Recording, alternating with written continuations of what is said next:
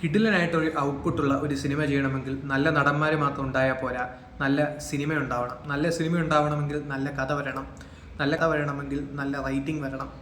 നല്ല റൈറ്റിംഗ് ആണെങ്കിലും ആ ഒരു സിനിമയുടെ ഔട്ട്പുട്ട് നമ്മൾ കാണുമ്പോഴത്തേക്കും ആ ഒരു എഫക്റ്റ് കിട്ടണമെങ്കിൽ നല്ല ഹൈ മൊമെൻറ്റ്സോ അല്ലെങ്കിൽ അതല്ലാതെയുള്ള സിനിമകളാണെങ്കിൽ നല്ല മേക്കിങ്ങും റിച്ചായിട്ടുള്ള മേക്കിങ്ങും കാര്യങ്ങളൊക്കെ വേണം.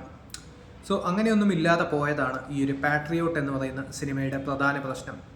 ബിഗ് ഗെയിംസ് ഒത്തിരി വർഷങ്ങൾക്ക് ശേഷം ഒന്നിക്കുന്നു എന്ന് പറയുമ്പോൾ ഒരു പ്രതീക്ഷയുണ്ടാവും. പക്ഷേ ആ പ്രതീക്ഷയ്ക്ക് തക്കതായിട്ടുള്ള സംഭവങ്ങൾ സിനിമയിലില്ലെങ്കിൽ ഇങ്ങനെയിരിക്കും എന്നുള്ള രീതിയിലാണ് ഈ ഒരു സിനിമയുടെ പോക്ക് പോകുന്നത്.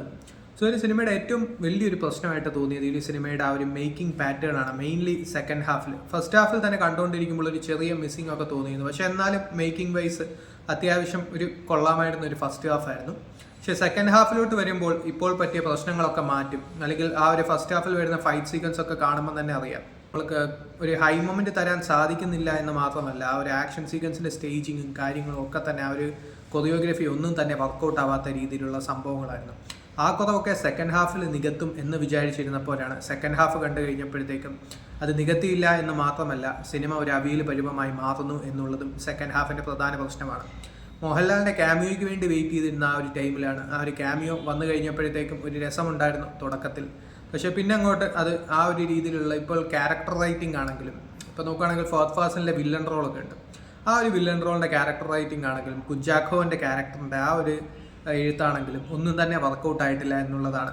അത് സിനിമ കാണുമ്പോൾ തന്നെ മനസ്സിലാവും. കാരണം ഒരു കോർപ്പറേറ്റ് വില്ലൻ ഈ ഒരു സിനിമയിലൊക്കെ വരുന്ന ആ ഒരു രീതിയിലുള്ള കോട്ടും സൂട്ടും ഇട്ട് അങ്ങോട്ടും ഇങ്ങോട്ടും നടക്കുന്ന ഫ്രസ്ട്രേഷൻ കാണിക്കുന്ന ആ ഒരു രീതിയിലുള്ള സംഭവം തന്നെയാണ് ഫഹദ് ഫാസിലിൻ്റെ ക്യാരക്ടർ. സോ അതുപോലെ തന്നെ ഇപ്പോൾ നോക്കുകയാണെങ്കിൽ സിനിമയുടെ ഒരു പോസിറ്റീവായിട്ട് പറയുകയാണെങ്കിൽ മമ്മൂട്ടിയുടെ പെർഫോമൻസ് വേണമെങ്കിൽ പോസിറ്റീവായിട്ട് പറയാം. ആ ഒരു സിനിമയെ താങ്ങി നിർത്തുന്ന രീതിയിലുള്ളൊരു പെർഫോമൻസ് ആയിരുന്നു. പക്ഷേ എത്രയൊക്കെ പറഞ്ഞാലും ആ ഒരു റൈറ്റിങ്ങും കാര്യങ്ങളൊക്കെ ഒരു പരിധി കൂടുതൽ കയ്യിൽ നിന്ന് പോയാൽ പിന്നെ അങ്ങോട്ട് സിനിമ തിരിച്ചു പിടിക്കാൻ പാടാണ്. അത് തന്നെയാണ് പാട്രിയോട്ടിന് സംഭവിക്കുന്നത്. സോ ഒരു ബിഗ് ഗെയിംസ് ഉണ്ടെങ്കിൽ പോലും അവരുടെ ആ ഒരു സ്ക്രീൻ പ്രസൻസും കാര്യങ്ങളൊക്കെ ഉണ്ടെങ്കിൽ പോലും അവരുടെ ആ ഒരു സ്വാഗിന് ചെയ്യാൻ പറ്റുന്ന ആ ഒരു രീതിയിലുള്ള ഹൈ മൊമെൻറ്റ്സും കാര്യങ്ങളൊന്നും സിനിമ കൊടുക്കുന്നില്ല എന്നുള്ളത് സിനിമയുടെ ഏറ്റവും വലിയൊരു പ്രശ്നമാണ്.